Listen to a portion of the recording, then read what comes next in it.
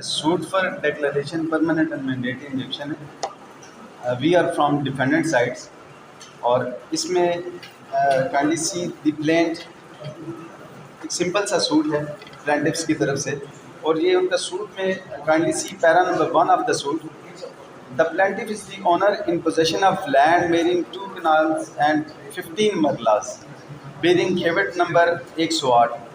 اس میں دو چیزیں بہت امپورٹنٹ ہیں. ایک تو ان کی جو 2 کنال 15 مرلے کا انہوں نے خود الیج کیا کہ ان کی پراپرٹی 2 کنال 15 مرلے کی ہے.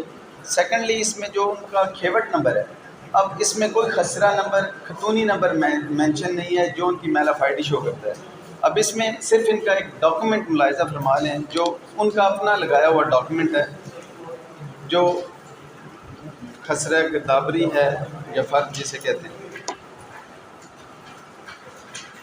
اس ڈاکومنٹ کے مطابق کھیوٹ نمبر 108 ہے, خطونی نمبر جو ہے وہ 193 ہے جو مینشن نہیں کیا گیا. اس سے آگے اگر ملاحظہ فرمائیں تو اس کا خسرہ نمبر 927 ہے. ویری نیکسٹ پیج پہ جو ان کا خسرہ نمبر ہے کالم نمبر 5 ہے, اس میں مینشن کیا گیا ہے خسرہ نمبر 927. اب نہ تو خسرہ اس میں مینشن کیا گیا اور نہ ہی خطونی نمبر مینشن کیا گیا.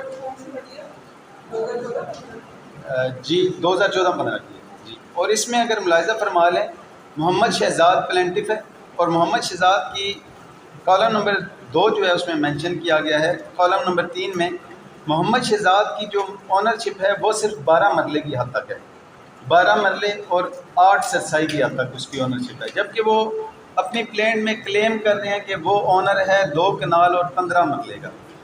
یعنی پرائما فشائے کیس ہی میڈ آؤٹ ان کا نہیں ہوتا. اب اس کے اگینسٹ اگر میرا موقف ملاحظہ فرما لیں تو میری شہزاد کا نام سیکنڈ پیج پہ ہے, سوری فرسٹ پیج پہ ہے. فرسٹ پیج پہ شہزاد کا نام ہے اور اس کا آگے جا کے جو کالم نمبر 3 ہے اس میں مڈ میں اس کا نام ہے. اور اس میں صرف یہ ملاحظہ فرما لیں آگے مخصوص رقبہ بمطابق حصہ وہ جو 3 ہے میں ہے, کلاز ہے میں وہ ہے 12 مرلے اور 8 سرسائی ٹوٹل, جبکہ وہ اپنے پیرا نمبر 1 میں خود کلیم کر رہے ہیں آنریبل کورٹ کو مس گائیڈ کرنے کے لیے کہ وہ مالک ہیں 2 کنال 15 مرلے کی حد تک. اب اس میں اس کے ساتھ ہی میں نے کیونکہ آنریبل کورٹ کو اسسٹ کرنا ہے آرڈر 39 رول 1-2 میں اور اس کی حد تک کیونکہ آج آرگومنٹ ہیں تو اس میں کائنڈلی میرا ریٹن اسٹیٹمنٹ ملاحظہ فرما لیں. میرے ریٹن اسٹیٹمنٹ میں جو پریلیمنری آبجیکشنز ہیں ان میں پہلا آبجیکشن ہی یہ ہے کہ that plaintiff has no cause of action and locus standi to file the instance suit because the defendants are lawful owner in possession of خسرہ نمبر 1189, 1187, 1187 اور 1199 میں. اب یعنی کہ میرا کلیم ان کا کلیم الگ خسرے کا ہے, میرا جو کیس ہے وہی الگ ہے. اب اس میں صرف میرا جو اس کے ساتھ فرد لگا ہوا ہے اونرشپ کا وہی ملاحظہ فرما لیں. تو میرے اپنے ڈاکومنٹ میں نے فرد لگایا جہاں پہ میں کنسٹرکشن کر رہا ہوں, وہ آگے ہے وہ بھی کھیوٹ نمبر سیم ہے جی, سیکنڈ پیج ہوگا اس کا جی. کھیوٹ نمبر جی یہ والا کھیوٹ نمبر 108 ہے, خطونی نمبر ان کا 193 ہے, میرا خطونی نمبر 195 ہے. اس میں اگر میری بالکل ڈفرینٹ ہے اور ان کے اپنے ڈاکومنٹ اور میرے ڈاکومنٹ کے مطابق ہی بالکل الگ ہے. اس میں آگے اگر خسرہ نمبر نیکسٹ اسی پیج میں اگر خسرہ نمبر کے کالم نمبر 5 میں آپ ملاحظہ فرما لیں تو میری جو پراپرٹی ہے وہ 1186, 1187 اور 1199 خسرہ میں ہے. یہ 3 خسرہ جات میں میری پراپرٹی ہے اور میرا جو رقبہ ہے وہ 5 کنال 19 مرلے کا میرا رقبہ ہے جس کے میں نے کمپیوٹرائز پر آنریبل کورٹ کو فراہم کر دیے. اب اس میں عکس اگر ملاحظہ فرما لیں تو عکس میں نے اس کے ساتھ لگایا ہوا ہے, کلرڈ کاپی کورٹ کو پرووائڈ کر دیے. اس میں نے اس میں پین سے جو عکس ہے عکس ہوگا اس میں الگ سے فولڈڈ ہوگا وہ پورا عکس جی. یہ یہاں پہ ایک عکس ہوگا اس کا وہ فولڈڈ ڈاکومنٹ ہے. میں نے ابھی وہ آنریبل کورٹ کی فائل سے ہی وہ دیکھا ہے. ایک فولڈڈ ڈاکومنٹ ہے جس میں نے کیونکہ وہ یہ والا اس میں نے ہائی لائٹ کر دیا ہے اور ہائی لائٹ کر کے اس میں مینشن کر دیا کہ 1187 بالکل الگ ہے اور میرے الگ ہیں. ان میں 250 فیٹ کا ایٹ لیسٹ وہ فرق ہے دونوں میں. اب میں اپنی جگہ پہ کنسٹرکشن کر رہا ہوں, وہ اپنی جگہ پہ, ان کا خسرہ نمبر ہے 927.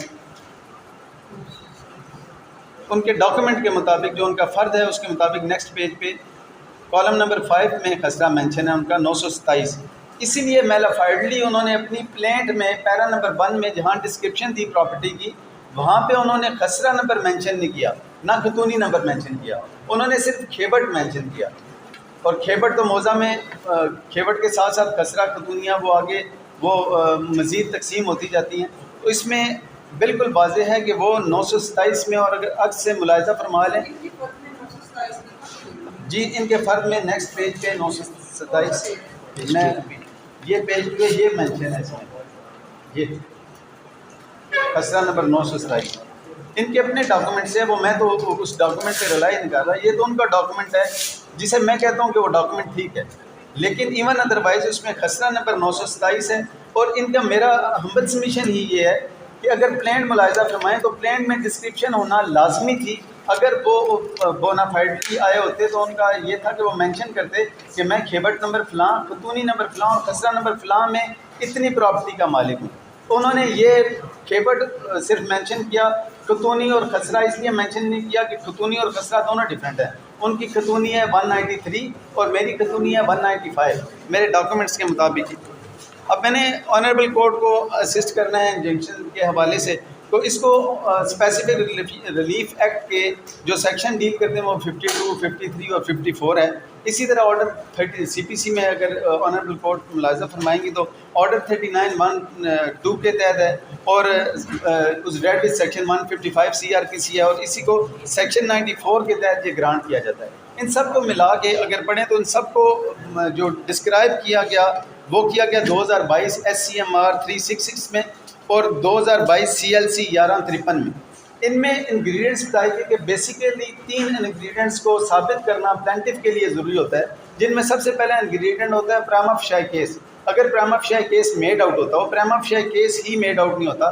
پرائما فیشائی کیس اس لیے میڈ آؤٹ نہیں ہوتا کہ میرا خسرہ الگ ہے, میری خطونی الگ ہے, میری موقع پہ پوزیشن الگ ہے, بالکل میرا میں جہاں پہ کنسٹرکشن کر رہا ہوں میں اپنی پوزیشن میں کر رہا ہوں. انہوں نے کوئی ایسا ڈاکومنٹ یہاں پہ نہیں لگایا. اب اس کو ڈیفائن کس نے کرنا ہے؟ اس کو ڈیفائن بیسیکلی ریونیو کورٹ نے کرنا ہے. ان کو ریونیو کورٹ میں جانا پڑے گا اور وہاں پہ جا کے ریونیو ڈپارٹمنٹ سے وہ پہلے ڈیمارکیشن کرائیں گے.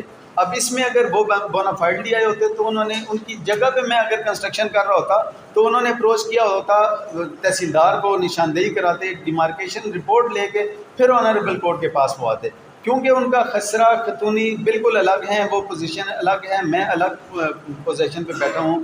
تو اس میں یہ ہے کہ بالکل ڈفرینٹ ہیں, جس کی وجہ سے پرائما فیشائی کیس ان کا میڈ آؤٹ ہی نہیں ہوتا. جب پرائما فیشائی کیس میڈ آؤٹ نہیں ہوتا تو پھر اس میں سیکنڈ اور تھرڈ انگریڈینٹ